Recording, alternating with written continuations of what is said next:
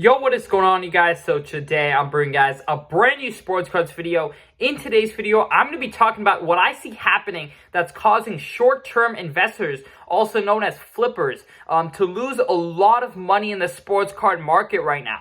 So these are the two main points that I'm going to be going off of that I see happening that I believe if you guys can avoid, you can become so much more successful in short-term investing. Now, before we get into that, I did want to say, as you guys know, in this week's giveaway, we are giving away a Jayson Tatum Prism PSA 9 that is on the way to us right now. So if you would like to enter into that giveaway, all you have to do is subscribe, like this video, comment the word done, and you will be entered in to win a Jayson Tatum Prism Rookie PSA 9.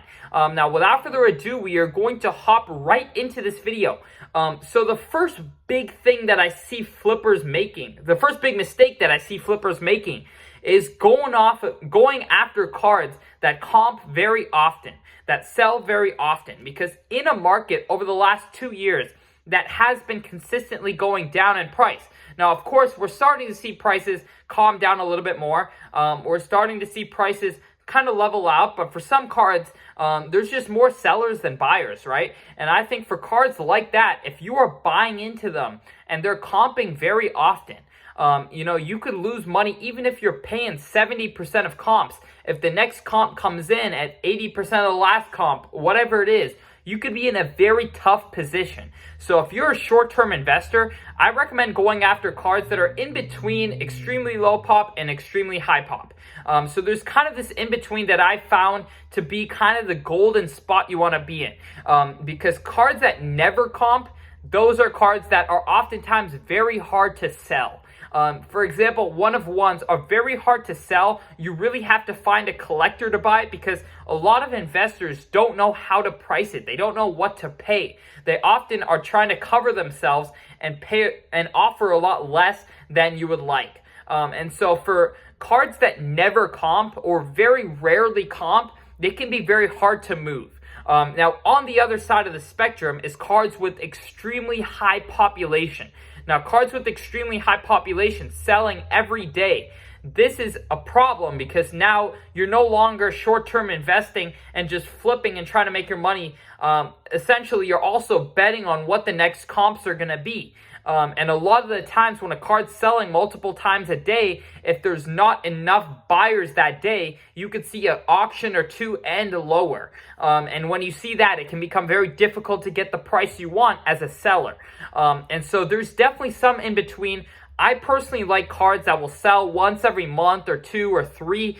So you have comps to go off of, and you have kind of recent comps to go off of, so it makes it an easy sell. But at the same time, you can buy the card and you can sell it before the next one sells again.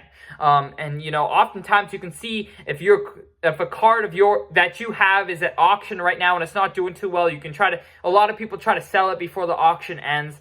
So there's a lot of ways around that, but I would personally say don't go after extremely rare cards to where you're not going to have a comp because that's going to be hard to sell. And don't go off of cards that are going to comp every single day because that is going to be hard to get the price that you want. Unless the card is on an upward trajectory, which that can be different. But oftentimes, you don't want to take that risk. If you're short-term flipping, the best thing to do is just get in a card and get out of it. Not wait to see what the comp is because that can be a losing formula, especially in the long term. If you're going to try to continue to flip up, you want to be able to move cards fast so you can flip your money up and up and up. And that is one thing I always advise, even members of mine that come to me like, I'm trying to short-term flip at sports card shows and everything. I'm like, as much inventory as you can turn is as good as you're going to do. Even if you're making a 10% margin, it is much better to make a 10% margin but flip that money 3 times in a month than to make a 30% margin but sell a card once every 6 months. Because in 6 months, you can flip a card 18 times over. And even if you're making 5 to 10% every time, you're going to tenfold your money much faster than making 30% every 6 months. So that is one thing I truly recommend. Another big thing, especially in the basketball card market that I see going on right now, is people trying to flip cards of players who are not going to make the playoffs. That is a time where demand on your card is going to shrink drastically. Right now, we are seeing people gear up for the NBA playoffs, and we are seeing people buying cards of players who they believe are gonna do well in the playoffs. Buyers have no urgency right now to buy a card of a player who's not going to make the playoffs, because they have the next 6 to 8 months to buy that card before that player plays again. And so they've got plenty of time to wait. So as a buyer, you have leverage to buy players who are not going to make the playoffs. As a seller, you have no leverage because the buyer has no urgency to buy the card. The seller has the urgency to sell the card. And what that ends up happening is that the seller is going to get less money if he's more desperate and the buyer's less desperate.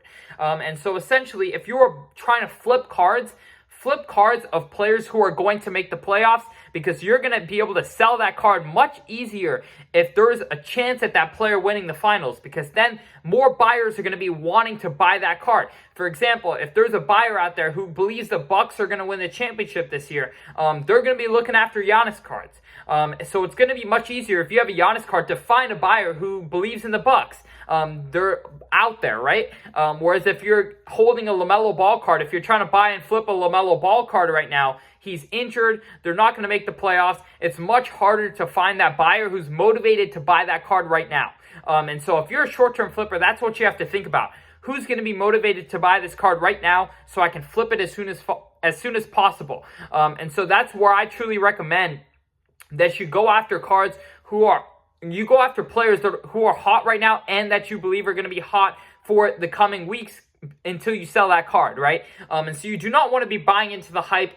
You know, that's the other side of the spectrum. Whereas if you go too far and take my advice too far, you're going to be buying a player up here and the next comps are going to be down and down and down. So I want to make that very clear that I do not recommend you buy a player that is at the peak hype, but I recommend that you buy a player whose hype is building up. And we see that a lot with guys like, Steph Curry, for example, who was injured for the last couple weeks. He's now back. The Warriors are playing great. I think the demand for Steph is, that's one example of a player who I think the demand is starting to build up again. So I think it could be a good short-term flipping opportunity to get into a Steph Curry card. And as the Warriors continue to perform, you're going to see people who believe in the Warriors and you're going to sell that card to them. The Clippers are also playing very well. So if you're, I think their hype is starting to build. And so these are just examples of that. Whereas some players are all the way up here right now playing extremely well. And if they do not sustain that level, their prices are going to come back down to earth. So I recommend if you are buying to short-term flip, buy players who are going to make the playoffs, buy players who are going to be relevant in the coming weeks, who there are going to be a lot of buyers looking after them. Because if you're buying a player who's not really relevant, it's going to be a tough sell right now. So that is my two big tips that I recommend people who are short-term flipping. I really hope that this video helped some of you guys out. If it did, let me know in the comment section below. Also, if you guys would like to enter into the Tatum giveaway, like this video, subscribe, comment the word done. Other than that, I hope y'all enjoyed, and I'm out. Peace.